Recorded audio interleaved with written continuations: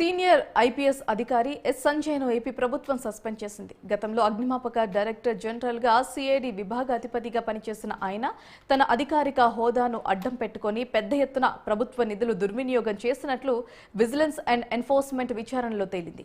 ఈ నివేదిక ఆధారంగా అఖిల భారత సర్వీసుల నియమావళి ప్రకారం ఈ సస్పెన్షన్ విధించింది. అనుమతి లేకుండా ఆయన విజయవాడ విడిచి వెళ్లకూడదని ఆదేశించింది. ఈ మేరకు ప్రభుత్వ ప్రధాన కార్యదర్శి నీరబ్ కుమార్ ప్రసాద్ మంగళవారం రాత్రి ఉత్తర్వులు జారీ చేశారు.